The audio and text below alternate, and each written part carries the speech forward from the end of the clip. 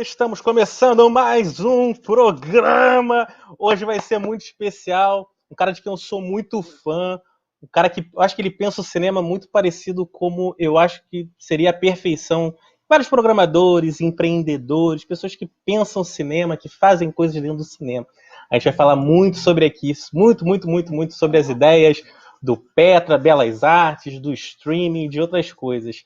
André, eu tenho um textinho aqui para apresentar meu convidado, então eu vou te apresentar pelo textinho aqui que eu preparei e aí a gente começa, beleza? Vamos em frente, então.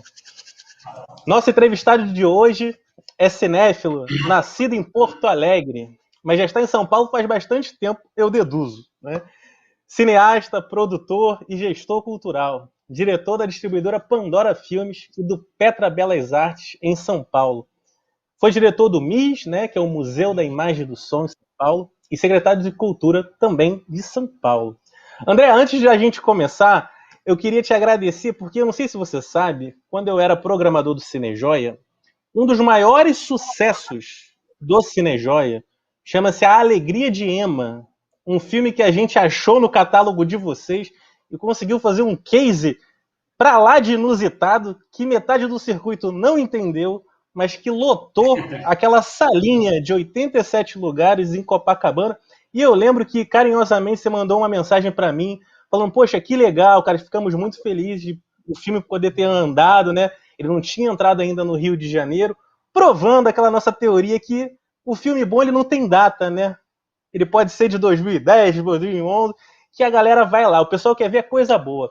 André, muito obrigado pela presença. Tudo bem com você, cara? Tudo bem, obrigado pelo convite, obrigado aí pela apresentação simpática, obrigado pelo espaço aqui, parabéns pelo seu trabalho também, trabalho que deixou ali saudades no Rio, né? E outras aventuras aí que você tem feito nesse tempo também. Com certeza. Eu sou um grande aventureiro do cinema, mas eu gosto disso. Eu gosto de navegar em todas as áreas, mais ou menos como você faz também, né? Na distribuição, na exibição, no streaming agora. Vamos ter muita coisa bacana. Pessoal, podem mandar mensagens aqui pra gente. O nosso diretor, o Rafael Oliveira, está lá em Minas Gerais e ele vai colocar na tela aqui no Rodafé para a gente ir colocando aqui no nosso papo sempre que possível. Então vamos começar, André. Seguinte. Eu queria saber, essa é uma pergunta default, tá? Que é uma pergunta que a gente sempre faz para todo mundo aqui, uma pergunta padrão. Como é que foi o seu início nesse universo audiovisual, né? Do que eu pesquisei aqui, eu vi que você, foi programador de cineclube, você é cineasta, você criou uma distribuidora, assumiu a gestão de cinema emblemático no coração de São Paulo, foi secretário de Cultura. Mas eu quero saber o André lá nos tempos de faculdade, nos tempos de, meu Deus, o que eu vou fazer da vida? Como é que você iniciou nessa carreira aí no cinema? Olha, quando eu lembro para trás, né, eu sempre adorei no cinema. Sim, desde que eu me dou por gente, era meu programa pequenininho assim e tal. Mas quando eu era escolar, não existia a perspectiva de ser cineasta, ou de trabalhar com cinema. Isso não. E aí eu acabei prestando vestibular para administração de empresas na Getúlio Vargas, em São Paulo. Entrei e aí, primeiro ano, eu tinha tempo livre, né? Comecei a ver uns filmes diferentes, aí fui assistir a Mostra Nacional de Cinema de São Paulo pela primeira vez, foi um impacto. Mas continuava, né? Até que no segundo ano, no comecinho do segundo ano, tinha um aviso do lado do elevador assim: venha participar do Cineclube da GV. Reunião, quarta-feira, 15 horas. Aí eu fui. E tinha uns caras que nem eram da faculdade, que cuidavam do Cineclube, uma história que eu não vou contar aqui toda, e que queriam que os alunos participassem. Eu resolvi participar.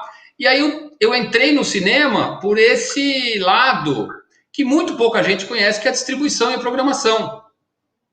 Porque o Cineclube tinha que alugar os filmes, tinha que buscar os filmes. Naquela época eram películas, né? Isso lá nos anos 80. Todo o trabalho de divulgação que tinha que fazer. E aí fui me envolvendo, né? Acabei ganhando o prêmio para fazer um curta, aí resolvi que tinha que fazer uma distribuidora, e minha vida tomou o rumo do cinema 100%. Pô, show de bola. Eu sempre pergunto aqui para todos os convidados, né? Já entrevistei muita gente que você conhece também dentro dessa indústria e tudo mais. E a galera, assim, são várias respostas totalmente diferentes. O Celso Sabadin, por exemplo, crítico de cinema aí de São Paulo, falou: inusitadamente eu entrei nesse mundo, mas eu não sabia como, eu estava ali fazendo não sei o que, depois eu fui. Então, assim, é aquele negócio, né? Eu acho que o amor ele puxa a gente de alguma forma, né? Depois, obviamente, né? Com as ferramentas e com todo o nosso aprendizado de vida, a gente vai tentando ver como é que pode ser lucrativo, né? Transformar o amor e a lucratividade, que eu acho que é mais ou menos o que você faz dentro dos seus projetos e vai ser super bacana. Vamos conversar aqui no. Antes de passar para o próximo tópico, quero mandar um abraço para todo mundo que já mandou mensagem para a gente aqui. O Alisson Oliveira, do Cineweb, crítico de cinema aí de São Paulo, André. O Alisson Oliveira é gente boa pra caramba, grande crítico de cinema. O Guilherme Tristão, programador do Festival do Rio. Ô, seu André Tristão, seu danado, esse daí vê filme pra caramba. Saudade de conversar com ele lá em Niterói.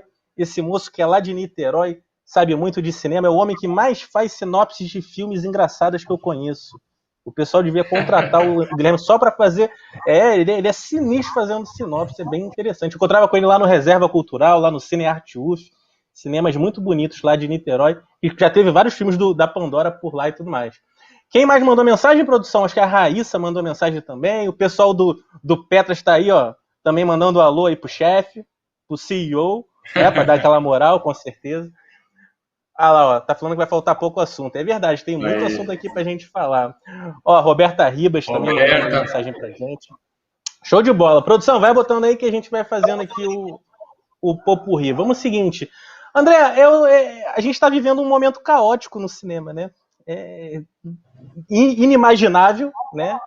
E cada cinema está com a sua estratégia e tudo mais. Então eu fiz uma perguntinha para a gente falar um pouco sobre esse tema, que eu queria ouvir sua opinião. Então, estamos vivendo num momento caótico no mundo do entretenimento, com a chegada do Covid-19, com todas as mudanças, né? E se abre e fecha, que nós, como empreendedores, sabemos que é muito complicado, né? Porque o custo de um cinema é caro, né? E tudo mais. O mercado exibidor ele vem sentindo demais essa situação, né? Alguns cinemas até fecharam a porta de vez. O Cinejoy de Copacabana é um dos exemplos disso. Mas agora, ainda em altos índices de pandemia, alguns cinemas reabriram e outros não, né? Tivemos campanhas para reabertura dos cinemas e tal, dizendo que o cinema é um lugar seguro e etc. Em relação a isso tudo, André, eu queria saber de você. O mercado exibidor ele é um mercado unido? Existe uma união? Teve uma união nesse momento? Você chegou a conversar com outros exibidores para trocar experiências? Porque é um momento inusitado, né, desse mercado, desse nosso planeta. Queria saber de você, é um mercado unido, o mercado exibidor? Vocês conversaram com outros exibidores para tentar buscar estratégias? Ou o Petras está tentando pensar assim, eu vou seguir aqui que eu acho que é o melhor? Olha,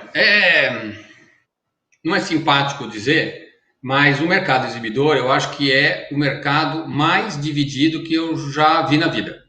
E assim, como eu fiz administração de empresas e como eu fui secretário da cultura, trabalhei em museu, eu conheço bem da cultura e de alguns setores comerciais. E sempre tem disputas internas. O mercado exibidor no Brasil, você tem aí 5 grandes empresas, 5 empresas importantes, ou seja, são 10 empresas, e mais pequenos exibidores como eu, como você, como alguns. Devem ter umas 8 entidades. Não tem ninguém que fale pelos exibidores. Ninguém fala. Tem entidade que tem 3 empresas só, porque é a entidade dos cinemas de shopping que bate sol de manhã, né? É uma coisa muito impressionante. No ano passado, quando a gente começou a achar que, né, final de julho tinha uma perspectiva de melhora, começou a reabertura, né, flexibilização, houve uma questão em São Paulo, o governador tinha autorizado que abrisse, o prefeito não. Eu me mobilizei, tentei fazer reunião com as pessoas, fiz reunião com autoridades da prefeitura. Porra, a gente fez 2 reuniões. Aí, para outra, um exibidor já marcou separado, foi lá, resultado. Os cinemas foram o último empreendimento que abriu em São Paulo. Em setembro, tudo estava aberto em São Paulo. Tudo. Até academia de ginástica. Cinema, não. Então, isso, claro, teve um efeito catastrófico para o setor. Porque hoje, você fala com uma pessoa, você sai de casa, cuidado, claro, com cuidado. Você vai ao supermercado? Vou. Você vai a manicure? Vou. Você vai ao restaurante? E o cinema? Cinema não. O cinema é perigoso. Porque não houve a capacidade de se unir para fazer uma campanha mostrando como o cinema é muito mais seguro que a maior parte das atividades que as pessoas vão na maior tranquilidade. E não é porque eu tenho um, é porque é. O cinema é um lugar que você entra e fica sentado 2 horas. Então você não tem contato com ninguém. Você vai no supermercado, você põe a mão nas coisas para escolher. Quantas pessoas já puseram a mão ali? O nego dá trombada em você, os corredores são estreitos. Depois você tem que pegar as coisas, pôr no saco, tira do saco, põe em casa. Quer dizer, eu não estou dizendo que é perigoso o supermercado, estou querendo dizer que você tem várias possibilidades de contato que no cinema você não tem. O cinema tem ar-condicionado central, enfim, a gente poderia ter feito uma campanha juntos e o cinema estaria numa situação melhor. Não é o que aconteceu. Eu concordo com você nessa questão da mensagem, né? Essa mensagem. Por exemplo, eu olhando a mensagem da mobilização que eu vi, né, de pessoas ligadas ao cinema, eu não me senti seguro em ir. Vendo a mensagem, tá, André? Vendo a mensagem. Talvez, por conta disso, houve algum ruído nessa mensagem, não foi bem feita, ou não teve... Eu acho que foi feito muito às pressas, no desespero de querer colocar logo as pessoas dentro da sala. Eu acho que foi tudo feito muito às pressas. Essa é a minha visão. É uma coisa bem pessoal minha. Né? Não é à toa que eu fui criticado por um monte de gente, quando eu coloquei no Facebook, principalmente, que eu não iria ainda entrar na sala de cinema porque eu não estava me sentindo seguro, e é um direito meu. Né? E tudo mais. Mas, de qualquer forma, acredito que teve um problema nessa mensagem. Né? Talvez, se todos fossem escutados, a gente sabe que nem todos foram escutados e tudo mais, né? Principalmente, talvez, os pequenos cinemas e tudo mais. Mas eu acho que faltou muito, né? Teve um grande ruído nessa questão. Mas vamos ver agora como é que vai ser, né? O que vai acontecer. E vamos torcer para que todo mundo seja vacinado, que a galera possa voltar. Eu acredito que, assim, matematicamente falando, que eu sou muito dessa área, eu acho que lá para 2024, 2023, no final, é que as coisas talvez voltem, né, André? A um número como estava antigamente. Não estou falando que as pessoas só vão voltar em 2023 ou 2024, mas em números bacanas que os cinemas estavam começando a construir, talvez só um pouco mais para frente, né? Mas é isso. Vamos passar aqui para a segunda pauta. Seguinte, o André, com esse problema no físico, o virtual bombou. Né? A verdade é essa. Temos agora um monte de streaming, um monte de festival, tem toda hora um festival de alguma coisa, virou uma coisa louca a internet. Todo dia, toda semana tem alguma coisa. E é aí que a gente vê realmente quem é criativo, quem faz uma coisa bacana e quem faz qualquer coisa para tentar arrecadar algum dinheiro e tudo mais. E aí que a gente vem num ponto interessante, né? Alguns exibidores transformaram suas ideias do físico para o virtual, como foi o caso do Petras, e como foi o caso também do Reserva Cultural, e teve alguns outros também fora do Brasil e tudo mais. O Reserva, ultimamente, né, foi acho, algumas semanas atrás que lançou, o Petras já está há algum tempo, já deu uma olhada bem antes para isso. Eu queria saber de você, é um grande desafio levar todas as ideias do Petras físico para o Petras virtual? Como é que foi chegar nessa ideia do preço acessível, né? Porque, como a gente tinha falado fora do ar, além do preço ser muito acessível, vocês têm um catálogo maravilhoso, mas, obviamente, vocês têm um custo muito grande para vocês poderem gerenciar essa plataforma, que é muito funcional, né? Testada por muita gente. Eu aposto até que vocês devem ter um feedback muito positivo, porque tem muita plataforma bem furada por aí. Então, eu queria saber de você essas duas questões. Como é que você consegue levar as ideias do Petras físicos pro virtual? E como é que você está vendo essa questão do preço? Assim, vai conseguir sustentar muito tempo esse preço? Olha, foi foi a única coisa boa da coisa ruim. Foi a gente ter lançado o nosso streaming de 1º de abril do ano passado, 15 dias depois do início das quarentenas, né? Isso decorreu de que em 19 eu estava com um pouco mais de tempo, tinha saído da vida pública, e aí comecei a ouvir de muitos amigos, né, uma insatisfação. Naquele momento você tinha praticamente a plataforma global e mais 2 ou 3, e as pessoas eu comecei a pensar, e aí eu também tinha uma outra frustração, que era o Belas Artes, o Petra Belas Artes Cinema, ele é num lugar, né? E a gente recebia muita mensagem de pessoas de outros lugares, e eu falei, poxa, como é que eu faço para levar o Petra Belas Artes Cinema para qualquer lugar do Brasil, ou para quem não puder ir no cinema? E aí surgiu a ideia. Então eu montei uma micro equipe maravilhosa e a gente começou a pensar, trabalhar com esse conceito de ter um número limitado de filmes, amplo, mas limitado, ou seja, que a gente pode garantir a curadoria, um visual que fosse atrativo, que fosse charmoso, um diferencial de curadoria e qualidade de navegação. Então a gente fez uma primeira parceria com uma plataforma no Brasil mesmo, para poder começar, a gente queria começar, foi uma experiência beta, né? Ou seja, começou no finalzinho de 19, aí no início de 2020 nós fechamos com uma plataforma global para poder armazenar o que a gente queria e ter toda a navegabilidade, e a gente marcou a inauguração, a estreia 1º de abril, e aí, pumba! Quando a gente abriu o streaming, nós decidimos também fazer grátis, para as pessoas que estavam, né, tinham acabado de ficar presas em casa, terem uma opção.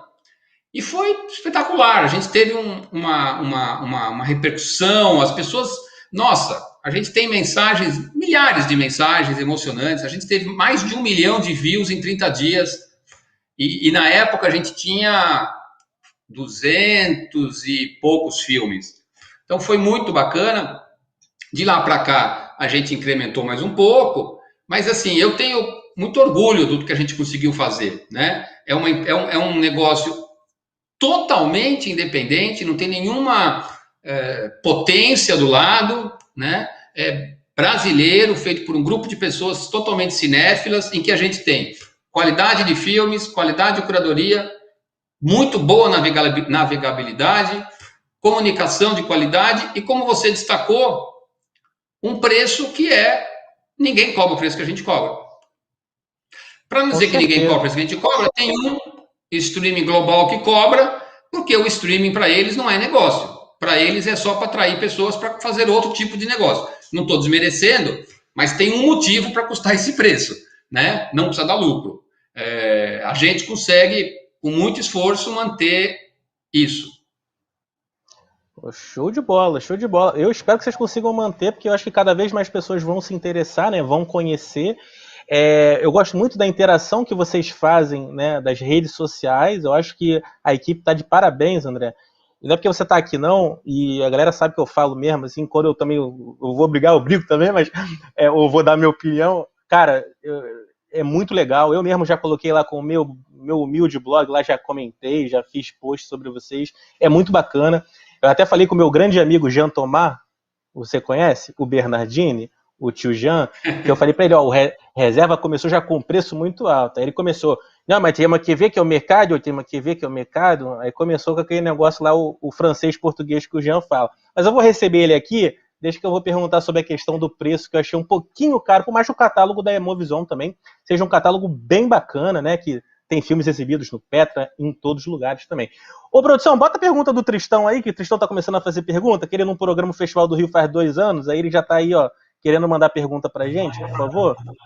Bota a pergunta do Guilherme Tristão, esse moço que tá em Machu Picchu aí, cadê? Olha lá, a fotinho dele está em Machu Picchu, André, olha lá.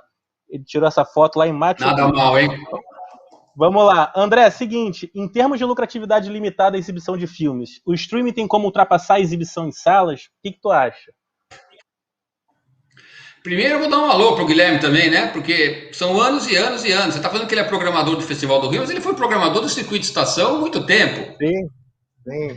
Tivemos grandes cenas de amor. Olha, eu acho que assim, se a gente considerar o mundo 2019, mas tendo tido um estímulo por streaming, que não tivesse sido essa pandemia, né? Eu acho que o streaming no geral não renderá mais por filme do que o mercado salas, para filmes bem-sucedidos. É claro, para filme mal-sucedido, aí é difícil falar. Mas para filme bem-sucedido, não.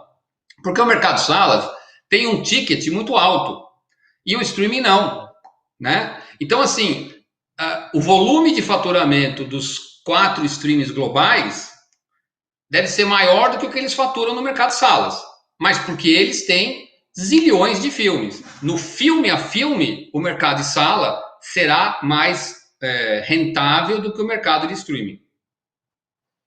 Show de bola, uma boa questão, boa questão. O Guilherme também, nesse tempo da pandemia, ele está estudando toda essa lógica, os pensamentos. Eu já falei para ele que tinha que escrever um livro. Olha, falou a verdade, concordou com você, André. Show de Muito bola. obrigado, Guilherme. Depois a gente vai falar sobre essa questão, André. Eu vou até inventar uma pergunta que eu agora pensei aqui. Antes eu queria falar só uma coisa. Você falou que o streaming foi lançado dia 1º de abril? Que coincidência, cara. Sim. Porque 1º de abril foi o lançamento do Adoro Cinema. Você sabia disso? O maior portal de cinema. Eu entrevistei o Francisco Russo, um dos criadores, que está lá em Lisboa, até a gente entrevistou ele lá de Portugal. E ele foi um dos criadores, né, um dos caras que criou ele lá na UERJ, né, muitos anos atrás, foi criado o Adoro. E ele falou que foi criado em 1º de abril. Foi o start, assim, que o site estava no ar, viu? Só você saber que 1º de abril não é mentira para nós cinéfilos, é uma coisa muito verdade, entendeu? São coisas bem bacanas. Verdadeira. Mas seguinte, André, eu queria saber, eu vou inventar uma pergunta aqui que eu criei agora. Eu sempre considerei vocês muito criativos, né? Pensando sempre fora da caixa e na frente de muitos outros parceiros, ou vamos dizer assim, os caras que disputam o mesmo território que vocês. Já até me meti em várias brigas por elogiar você demais e tudo mais, vocês demais, mas não tem problema, eu falo mesmo. Eu falo mesmo porque eu quero mais é que as coisas andem. E nesse mundo, André, eu vejo como não é uma grande disputa.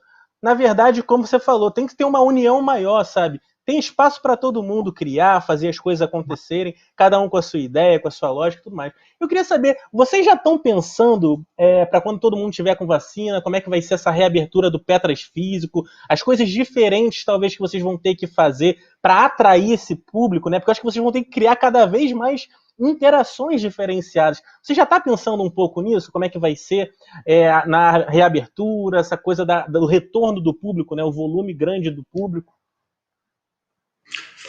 Eu não sou tão pessimista quanto você, que acha que só em 23 ou 24 que a gente vai estar com um público significativo. Espero e acredito que a gente vai ter esse retorno esse ano ainda.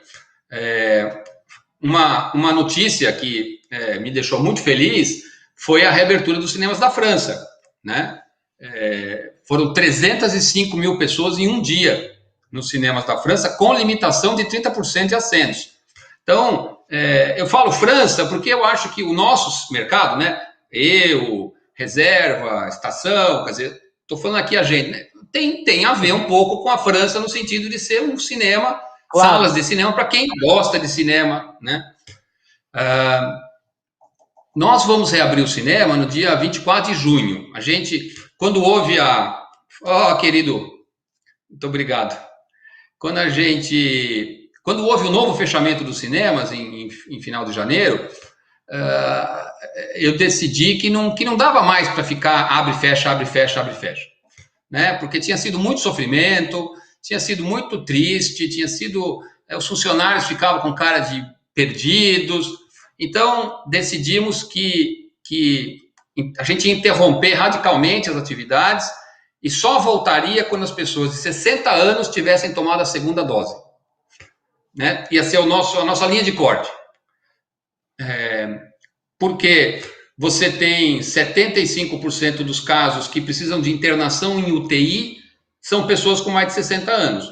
Se essas pessoas de 60 anos estiverem razoavelmente imunes, a gente terá uma queda muito grande nas internações, portanto, as pessoas que eventualmente fiquem doentes não terão mais problema para conseguir serem bem tratadas, e a gente... Então, foi esse o nosso linha de corte. E aí a gente decidiu marcar uma data, 24 de junho. Nós estamos preparando algumas coisas especiais para a abertura, claro. Hoje mesmo tive uma reunião com a equipe, é incrível, sempre muito bom, porque as pessoas, né, estão empolgadas. Então a gente está preparando uma série programas.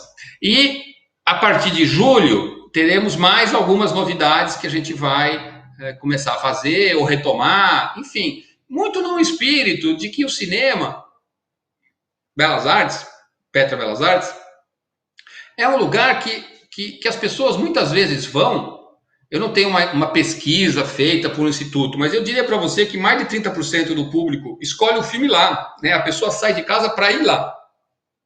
Então, quanto mais opções a gente der para a pessoa lá, mais ela irá lá. Então, a gente está trabalhando nisso. Realmente fazer algo ainda mais entusiasmante, bacana. A gente tem filmes que a gente comprou ao longo desse tempo, da Pandora, que obviamente vão estrear no Belas Artes, não só, mas lá. Enfim, a gente está preparando aí uma série de iniciativas para realmente fazer uma retomada com força, com potência, para que as pessoas se sintam ainda mais motivadas de voltar. E claro, desde outubro do ano passado, mas a gente vai reforçar agora, a gente tem 100%, claro, 99,99% de segurança em dizer para as pessoas, pode vir que aqui não vai acontecer nada. Né? A gente fez um trabalho e um investimento para isso. Então, a gente vai poder oferecer uma programação incrível com uma segurança e uma qualidade sanitária necessária. Show de bola. Vocês vão estar divulgando essa questão aqui é um lugar seguro, vocês vão fazer uma breve comunicação, provavelmente, né, André? Para poder até, como eu te falei, sim. Eu acredito muito que às vezes a mensagem não está chegando direito. Talvez vocês, com a criatividade de vocês, consigam fazer talvez essa validação. Olha, realmente, pessoal, olha só o que estamos fazendo, ó. Fazemos isso. Eu vejo as coisas muito jogadas, assim, cada um fazendo de uma forma, mas como vocês são bem criativos nesse sentido, né, eu acredito que vocês consigam fazer essa comunicação bem. Hoje também nessa reunião a gente falou disso, algumas pessoas ficaram com a tarefa de desenvolver, a gente vai fazer com certeza vídeos, vamos trabalhar em mídias sociais, mas, Rafael, o que você falou aí, é claro que a gente é criativo no Petra Belas Artes e nós vamos fazer uma coisa legal, mas é a gente falando da gente. Teria sido muito mais potente se tivesse havido uma campanha forte, única, dizendo cinema é seguro, cinema é bacana. Que não é o Sturm falando do meu cinema, a Hilda falando do Estação, o Jean Tomás falando do Reserva. Claro que tem gente que acredita na gente, mas tem um impacto até aqui. Se fosse uma campanha junto, unido, poderosa, teria muito mais impacto. Mas, enfim, isso já foi. Nós vamos fazer a nossa e estou apostando muito de que a gente vai começar. E, enfim, em breve teremos lá o cinema cheio de novo. Show de bola.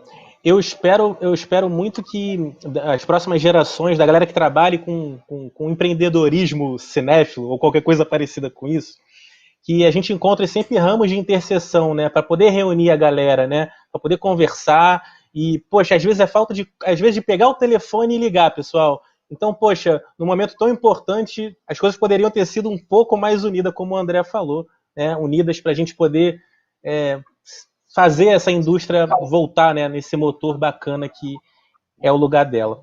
Mas vamos em frente aqui. Seguinte, vamos falar um pouco da Pandora, que é uma distribuidora que eu adoro há muito tempo. Foi uma das distribuidoras que, poxa, primeiro deram chances para passarem filmes, vamos dizer assim, inéditos no circuito lá no Cinejoia, né, que foi um cinema que eu programei com todo amor e carinho durante 5 anos da minha vida, mesmo sendo quase um embrião cinéfilo, um bebê no meio de tantos programadores mais velhos, cabelo branco, aquela coisa toda. Mas, de qualquer forma, foi muito bacana, a gente exibiu vários filmes maravilhosos lá. Agradeço muito a toda a sua equipe, todas as programadoras que tiveram lá, foram fantásticas. Poxa, foi um tempo maravilhoso. Então eu queria saber da Pandora o seguinte, André, é mais fácil negociar os filmes agora, que tem essa questão dos streamings, ou ele é mais difícil? Como é que está essa questão da negociação para a aquisição dos filmes pela Pandora? Está mais fácil ou está mais difícil? Tem mais concorrente no mercado?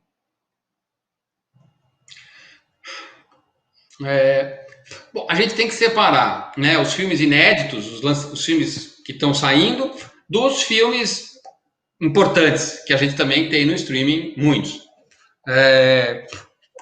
no lado dos filmes importantes, do catálogo, desse tipo de filme, a gente tem um olho, né, e assim, eu dedico uma parte do meu tempo caçando filme, literalmente, né? Quer dizer, caçando empresas que tenham filmes, porque não existe um lugar que está escrito assim, pô, eu quero colocar Apocalipse Now. Apocalipse Now é vendido pela empresa tal. Então, você tem que ficar indo, descobrindo. Aí, de repente, eu acho que eu descubro um filme que eu quero passando não sei aonde, no país. Aí eu tento falar com quem lançou o filme no país. Enfim. Então, a gente vai muito atrás disso. E aí eu acho que a gente tem tido uma certa tranquilidade por ter algo muito particular, né? Não tem nenhum streaming parecido com o nosso no Brasil. Com todo respeito a todos os outros, não tem. Então, a gente tem por enquanto, essa diferença. Em relação aos filmes novos, eu já há alguns anos, eu uso uma frase que é o seguinte: é sempre melhor eu me arrepender do filme que eu não comprei do que me arrepender do filme que eu comprei. Então, eu não entro em disputa psicótica. Tem muito filme. Se alguém tiver ensandecido, querendo pagar preços, boa sorte, seja feliz, né? Então, a gente olha... E nos últimos anos, nós tivemos filmes no Oscar. Acho que nos últimos 6 anos a gente teve filme no Oscar, a gente teve filme premiado em Cannes, a gente teve filme premiado em outros festivais. Então, o nosso olho, nosso mesmo, que não sou só eu, né? Tem uma equipe pequena, mas muito qualificada que ajuda. Não é aquele plural majestático, é verdadeiro. É uma equipe mesmo que toca as coisas. E, inclusive, você até falou uma hora aí, acho que brincando, que eu sou CEO. Eu não sou CEO, não. CEO hoje do Belas Artes Group é a Juliana Brito. Eu hoje estou na posição de presidente do conselho. Quem toca, né, a Tássia é a coordenadora do Belas Artes, a Priscila da Pandora, a Roberta do Alacarte. Eu apoio, faço estratégias, mas eu quero muito que elas cada vez estejam mais liderando os processos. Então, a gente tem comprado. O que tem sido ruim, de outro lado, Rafael, é algo que aconteceu anos atrás, quando surgiu a TV a cabo. Que no começo era um ativo importante. A gente lançava o filme no cinema, lançava o filme no vídeo, depois DVD, e ainda podia vender para a TV a cabo. Aí, os vendedores resolveram que eles vendiam o filme para a gente sem a TV a cabo, porque eles faziam uma venda para a HBO Latinoamérica. Só que os preços do filme continuavam o mesmo. E a gente tinha um escape a menos. Agora, tem empresas inteligentes. Nós estamos agora no meio, nós vamos entrar num litígio, inclusive, com uma empresa, porque a gente comprou o filme, a gente deixou muito claro que o VOD era fundamental, que a gente não abria mão. Fechamos. Aí, a gente vendeu o latão, o VOD, para uma empresa aí. Como assim, cara pálida? Eu vou lançar o filme só no cinema? Que é um risco total, porque por mais que eu tenha respondido ao Guilherme que o mercado de salas é mais rentável do que o de VOD, quando dá certo. Porque o mercado de salas, ele é um mercado de um risco brutal, né? Você marca um filme para estrear, chove, tem greve, morre o Ayrton Senna, enfim, 1000 coisas podem acontecer, e o seu filme não dá público, segunda-feira, amigão, o seu filme acabou, morreu, e não tem daqui 2 meses lance de novo. É complexo, é complexo, é complexo. Eu acho que vão ter cada vez mais questões dessas. Vai ser cada vez mais complicado. Eu acho, André, assim, essa parte da distribuição, da aquisição de filmes. Mas como você falou, vocês são os Indiana Jones cinéfilos. Então vocês conseguem mapear bem o oceano, né? Isso é uma coisa que falta bastante por aí. Então, se tu tá vendo que tá tendo guerra ali naquele lugar, eu vou pegar ali o meu cantinho, ali o meu oásis, que também é bom, a gente vai saber divulgar e vai saber fazer acontecer. Essa lógica é muito boa e muito importante. O Guilherme Tristão tá fazendo mais pergunta, produção. Não, bloqueia o Guilherme, por favor, porque ele tá fazendo toda hora pergunta. Ele tá falando só uma afirmação. Tá falando que a Pandora chegou a ter uma lista de clássicos sendo relançados para as salas de cinema. Uma coisa bem bacana também. Isso é muito bacana, é fundamental. Lá no Joia também a gente fez muitos cineclubes, passando clássicos de cinema. E também o Petras também faz várias sessões bem bacanas, interativas e tudo mais. Show de bola. André, é o seguinte, vamos passar agora para a parte que eu mais gosto, que é o seguinte, pegadinhas cinéfilas, perguntinhas polêmicas e cinéfilas. Você está preparado, André Astorno? Espero que sim, né? Vamos lá, o pessoal fica meio com receio. Tem gente que vem com as perguntas decoradas, mas eu troco tudo. Seguinte, André, vamos começar aqui. Eu queria saber de você uma coisa. Qual a influência da crítica de cinema na ida do espectador ao cinema ou agora para assistir um filme no streaming? Você acha que o crítico de cinema, com a crítica dele, tem o poder de influenciar a ida ou não do público para ver aquele filme? Na sala de cinema, no streaming? Nas duas coisas. Eu acho que hoje, muito pouco. Muito pouco.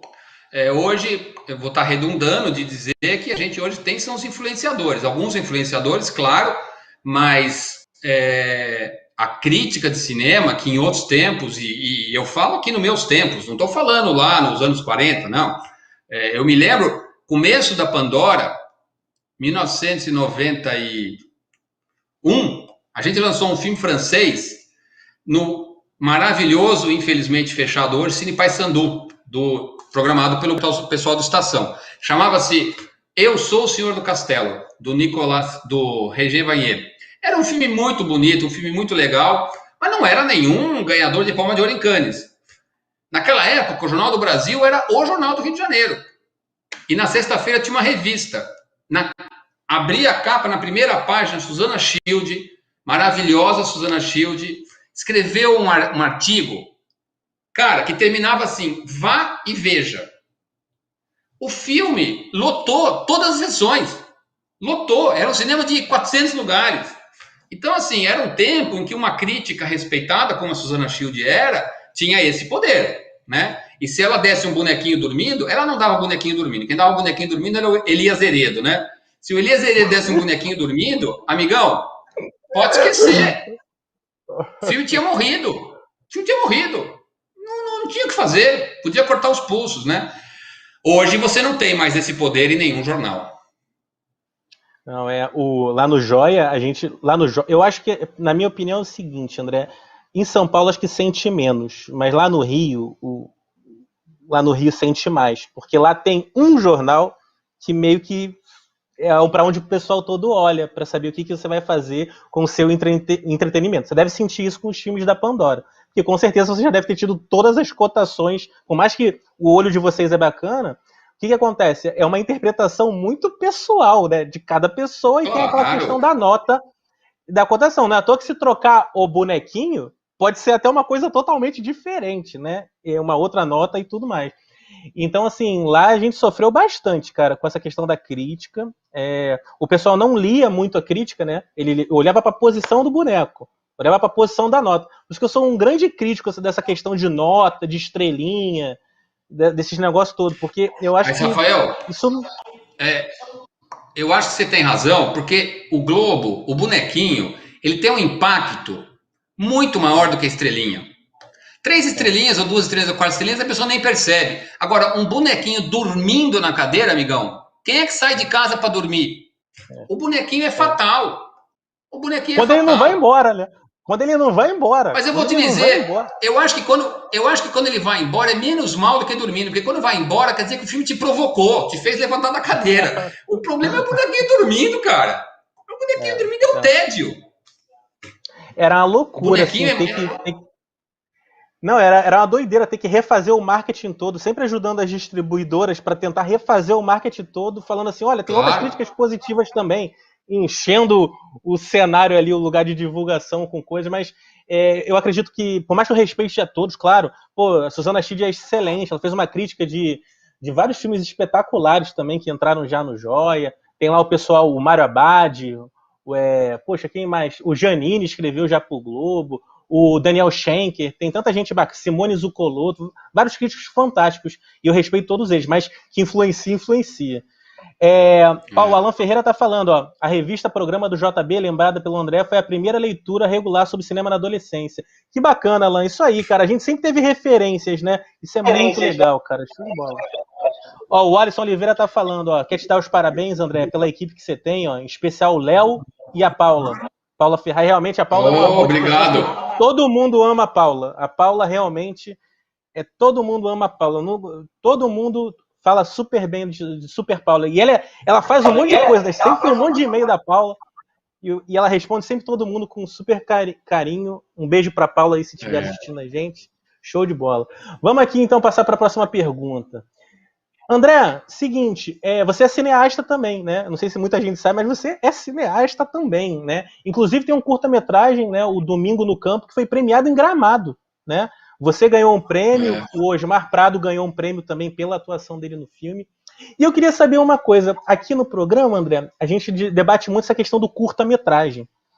E a gente queria saber o seguinte: existe a lei do curta, né? Que ela não entrou em vigor, ou ela, assim, alguns dizem que ela não existe, mas ela está ali. Não existe talvez um debate mais aprofundado para essa questão e tudo mais. Você, como exibidor, distribuidor, que já fez um curta-metragem, você acha que há espaço hoje no cinema físico, né, nos cinemas, para passar um curta-metragem nacional antes de longas metragens? O que você acha um pouco dessa situação, André? Acho que não. Eu fiz 4 curtas-metragens, eu fui presidente da ABD, eu fui um dos criadores e primeiro presidente da ABD Nacional, fiz parte da comissão do curta, enfim, tem um histórico de defesa do curta-metragem imenso. E acho que durante muitos anos, bom, teve um momento que foi um enorme sucesso e teve alguns momentos que ele poderia ter voltado. Eu acho que hoje não dá mais, até porque os filmes, os longas, não tem mais uma duração mais ou menos como eles tinham. Hoje tem longas de durações as mais variadas, as salas precisam ter intervalo, você tem cadeira numerada, ou seja, a pessoa não fica de uma sessão para outra mais. Então, você tem horários, se você tiver que pôr mais 20 minutos por um curta-metragem, ou 15, você vai inviabilizar o funcionamento das salas. E mais, né? Quando você tinha a lei do curta, e quando eu participei ativamente disso, que foi de 87 a 94, você não tinha streaming, você não tinha TV a cabo, você não tinha internet, ou seja, ou passava na sala de cinema ou lançava em VHS. Então, assim, tinha uma necessidade, né, de colocar essa produção para ser vista na sala de cinema. Eu acho que hoje isso não se coloca mais. Então, não vejo como uma possibilidade concreta de... Claro, eventualmente, como uma situação especial, claro, mas como uma compulsoriedade, como foi a lei do curta, não vejo mais. Essa semana, semana passada, até no circuito, nas salas que estão abertas no Brasil, em algumas salas, entrou o filme longa-metragem chamado Três Realizadoras Portuguesas, né? São 3 curtas-metragens portugueses que colocaram como longa-metragem. Você acha que talvez essa pode ser uma fórmula que encaixa melhor nos cinemas? Ou essa é uma ideia lá do Brett, que inventou essa ideia e conseguiu colocar no circuito? Entrou no cinema do Itaú, por exemplo. O que você acha que tem solução nesse sentido? Pegar 3 curtas brasileiros e tentar fazer alguma coisa assim mais junta, e passando um atrás do outro como se fosse uma sessão só? Eu acho que isso faz mais sentido. É claro que você tem que ter 3 curtas que de alguma maneira se relacionem, 3 curtas de muita qualidade, né? É importante lembrar também que houve uma mudança um pouco, né, da motivação das pessoas para ir numa sala de cinema em relação aos anos 70, 80 e hoje. Né? As pessoas já não vão no cinema para ver... eu vou usar uma palavra, não é para desmerecer nada, tá bom? Mas elas não vão para ver qualquer filme. E aqui não quer dizer que o filme é ruim ou bom. Quer dizer que para você sair da sua casa hoje, para ir no cinema, você quer ver um filme de cinema. Né? Vou dar um exemplo. Woody Allen é um cineasta que tem um monte de gente que adora. Eu mesmo adoro. Quando estreia o filme do Woody Allen, vai bem. Eu tenho 30 anos dessa história aqui, 35 se contar do Cineclube. Eu nunca fiz um festival Woody Allen que desse público. Por quê? Você não vai sair da sua casa para ir no cinema ver um filme do Woody Allen que você já viu. Porque você vê no streaming, ou no DVD, ou na televisão, igual quase. Claro, uma coisa é ver na estreia, que você quer ver e tal. Então, eu acho que, de novo, para você ver 3 curtas no cinema, eles têm que ser realmente muito especiais para valer a pena. Show de bola. De qualquer forma, já vale essa ideia aí. Gostei muito, Brett. Brett, se você algum dia escutar a gente aqui, muito bacana. Olha, a ideia foi bacana e eu acho que pode funcionar. E eu vi o filme, os filmes, né? O curta do meio é bem fraco, mas os outros dois bem bacanas. Fala sobre várias questões lá de Porto. Né? E também é uma filmografia que não chega muito, né, André? O cinema português, né? Você tem algum filme português na Pandora? Você chega para você alguma possibilidade de comprar um catálogo de filmes portugueses? Como é que é essa questão da Pandora com os filmes portugueses? Você pode falar um pouquinho pra gente? Assim?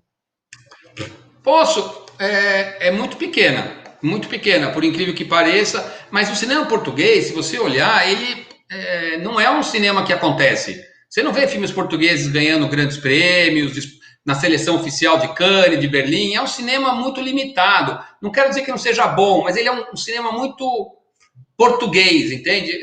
É difícil viajar um filme português. Nós lançamos um filme que era uma coprodução Suíça-Portugal, muito divertida, que eu não vou me lembrar o nome agora, há uns 5 anos atrás. Lançamos Pandora mesmo, um filme do Manuel de Oliveira, Os Canibais, que era um filme louco de pedra. Eu acho que português foram só... a gente também lançou... Recentemente ele lançou um filmaço português, Raiva, muito forte, muito potente, mas são poucos casos. Pode ser que tenha mais algum que está me escapando aqui. Mas é isso, o cinema português ele não tem muita potência para viajar. Eu também sinto isso, mas eu acho que está começando a desenvolver mais, sabe? Eu estou começando a ver coisas bastante interessantes de lá, que eu estou gostando muito. Teve o Mosquito, que eu vi na Mostra de São Paulo, Mosquito, muito interessante o filme. É um filme que esse daí ficou um pouco mais aberto, aí eu não sei se alguém já comprou. Pessoal, o que estamos falando aí? Como é que fala o nome desse... Como é que fala? Sub-Sanfig, é isso? Não, é Sung. O B tá errado. Sung? Ah, tá. Então tá bom. Você vai voltar a fazer longas ou só na vida política o pró-cinema brasileiro, André? E aí? Eu tô trabalhando num projeto vagarosamente de um longa que já faz tempo que eu tenho vontade, e meu desejo é voltar a trabalhar e fazer filmes, com certeza. Acho que eu já dei minha contribuição. Claro que eu sempre vou estar de alguma maneira contribuindo, mas em cargos, diretamente, acho que já dei minha contribuição, já cumpri meu serviço militar. Fora que é mais divertido trabalhar com cinema mesmo, né? É menos estressante, né, André? É mais divertido trabalhar com a arte, né? E tudo mais. Vamos lá, então. André, é o seguinte, eu queria saber de você, qual foi o filme mais difícil para conseguir no catálogo da Pandora? Que ele falou, eu preciso desse filme, e você no final conseguiu. Você lembra de uma negociação complicada? Por mais que você tenha falado que você não se mete muito em negociações complicadas, porque enxerga o oceano como um todo, mas deve ter tido aquela que eu falei, esse aqui eu preciso. É uma questão de honra.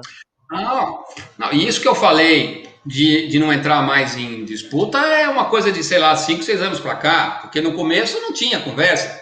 Veja, Rafael, no primeira metade dos anos 90, eu acho que foi 95 ou 96, tinha uma feira chamada MIFED em Milão. Era um mercado, não tinha festival, era só negócios.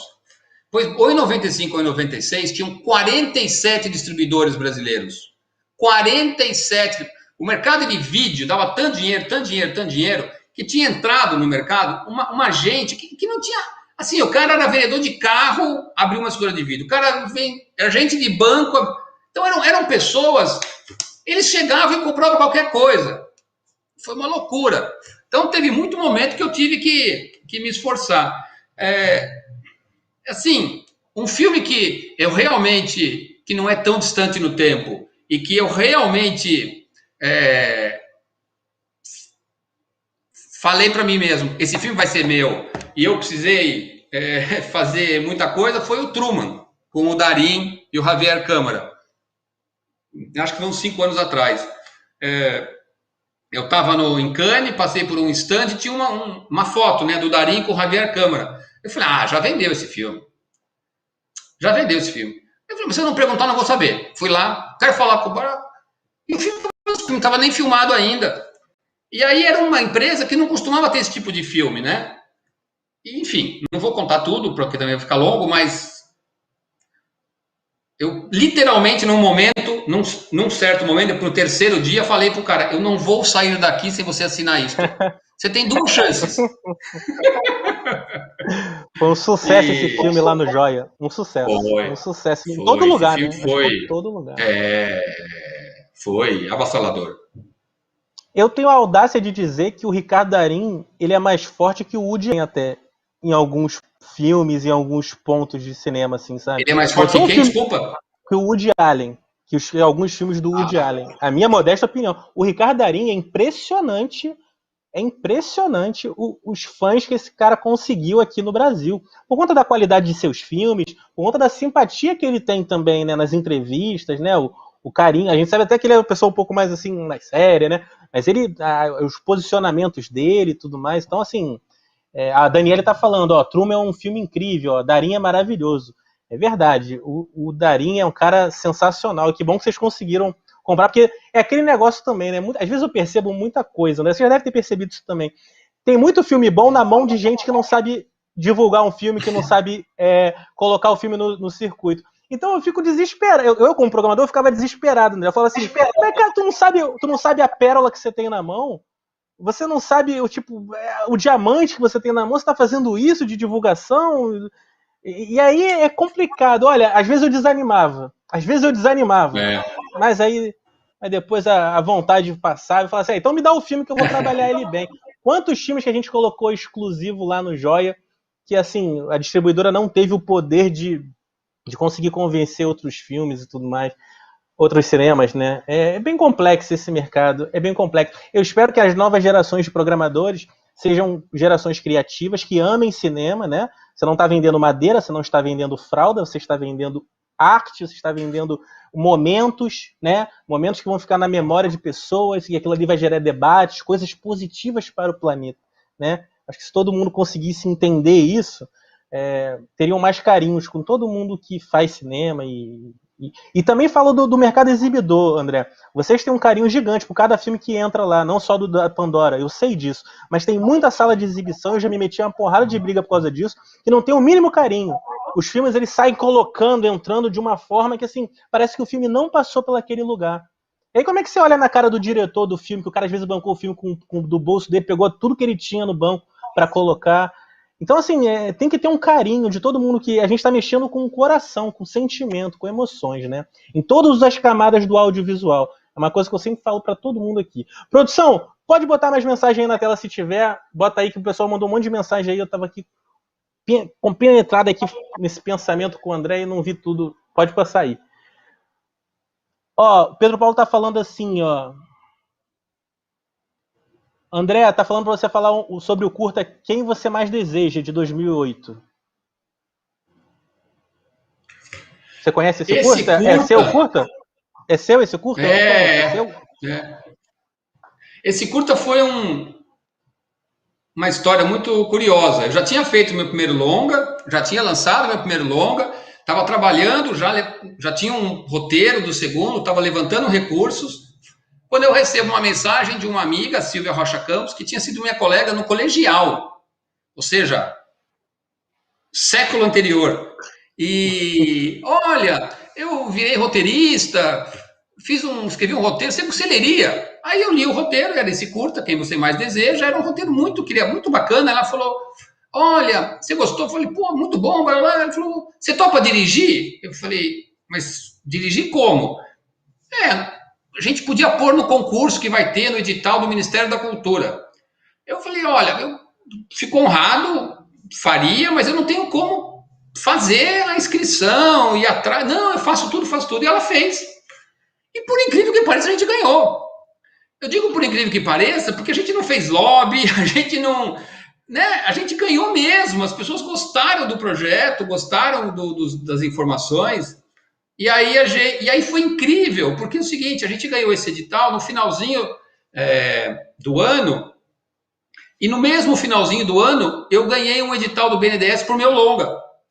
Então, em 2006, eu, em final de fevereiro, rodei o curta. Eu não tinha filmado durante 6 anos. Então, assim, eu rodei o curta com uma equipe muito legal. Foi meio que desenferrujar, treinar uma equipe, e aí a gente já entrou na preparação, na pré-produção e fez o longa depois, em junho e julho.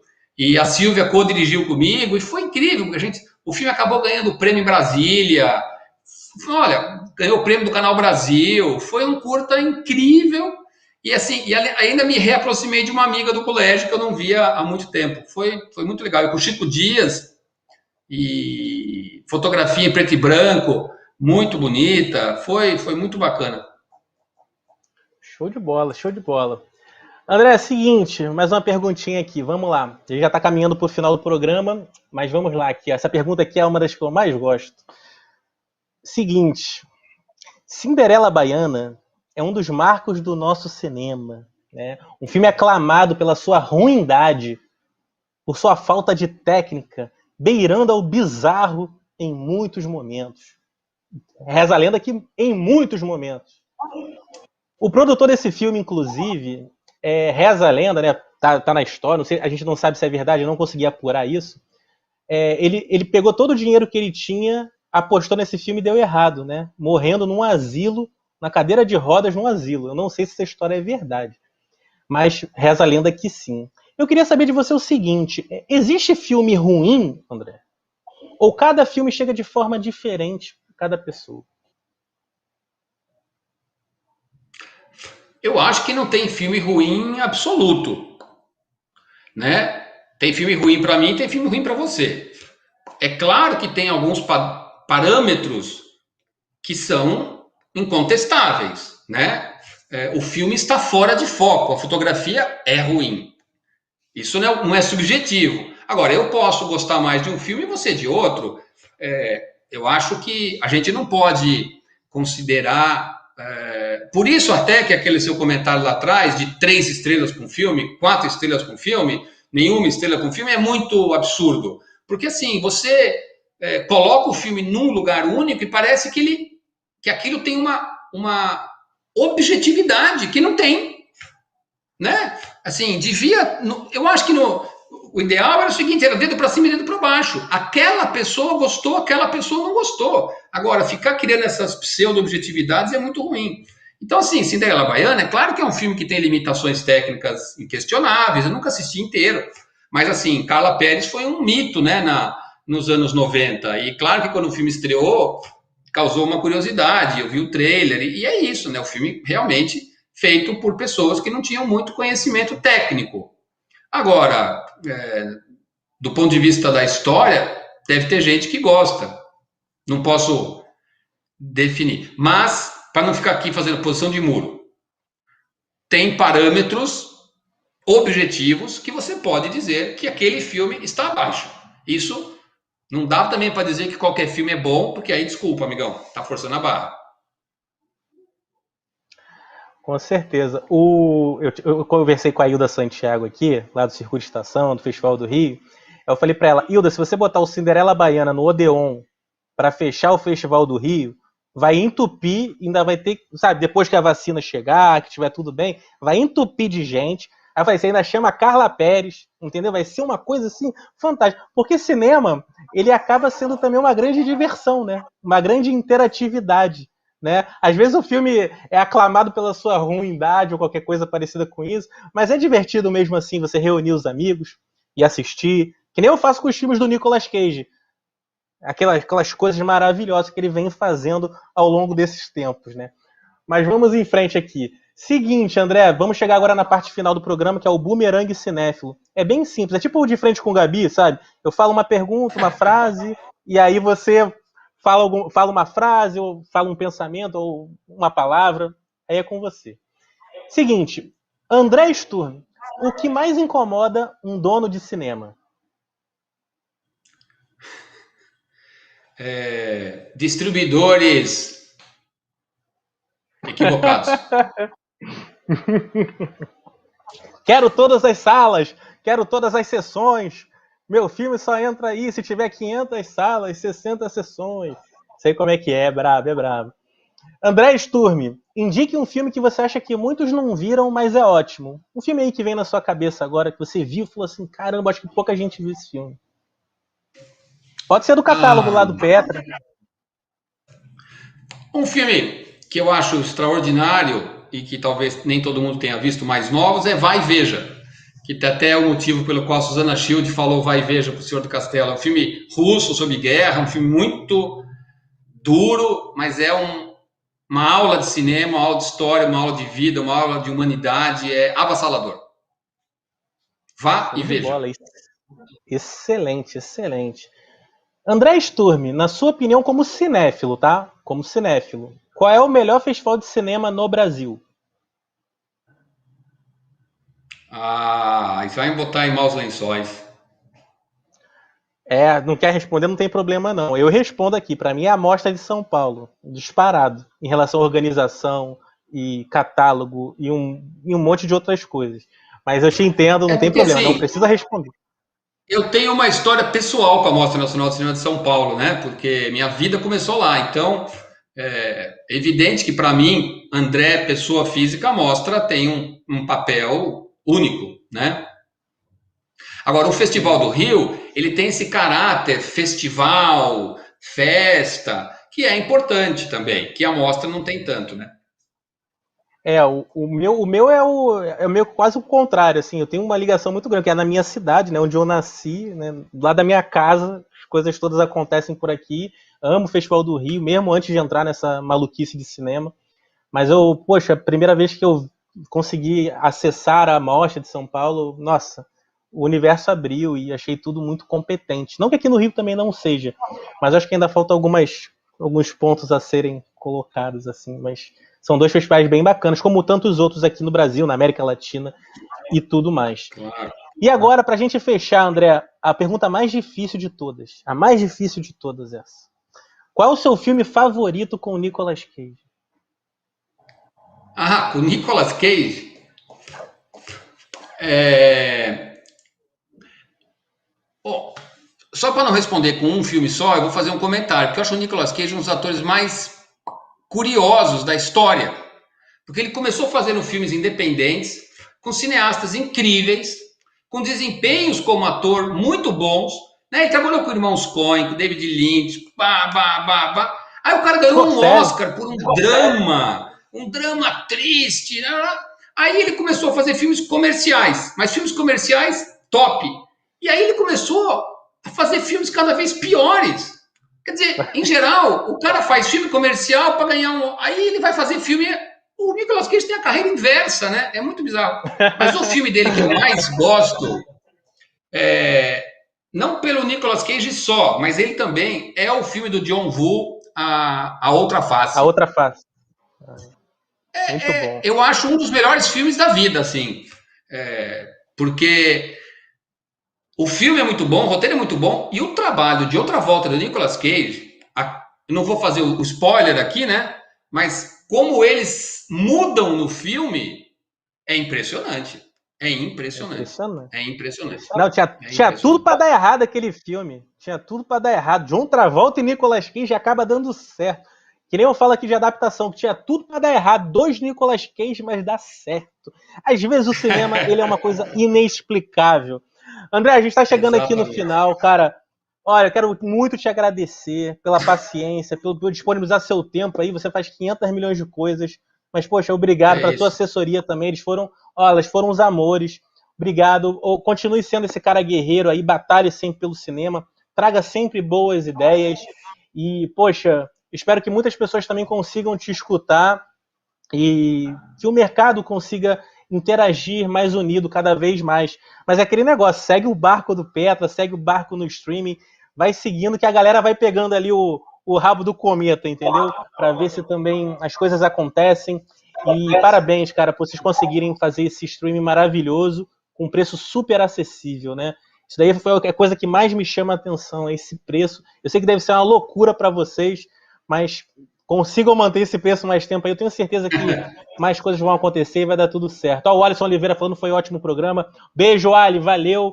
Valeu, galera que tava aí, ó, Daniele, ó, foi ótimo, gente, parabéns. Um beijo também, Daniele. Pessoal todo que acompanhou, o Tristão, um monte de gente que mandou mensagem também. Muito obrigado. Eu só vou falar aqui, antes de deixar você dar o seu comentário final, eu vou só comentar aqui a questão dos próximos programas. Seguinte, Na semana que vem, começando junho, nós temos aqui várias pessoas que o André conhece. O André ele vai conhecer vários nomes desses aqui, ó.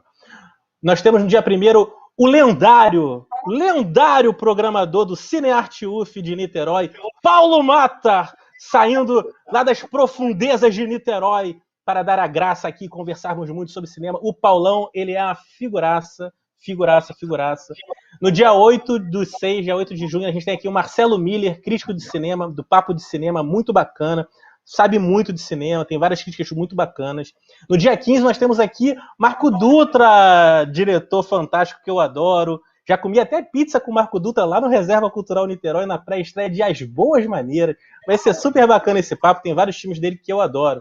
No dia 21, aqui um crítico de cinema que eu adoro, idolatro. Ele que reclama de qualquer barulho na cabine está certo, pois jornalista não pode comer dentro da cabine nem fazer barulho. Marcelo Janot, meu querido amigo, dia 21 nós teremos aqui o Marcelo Janot.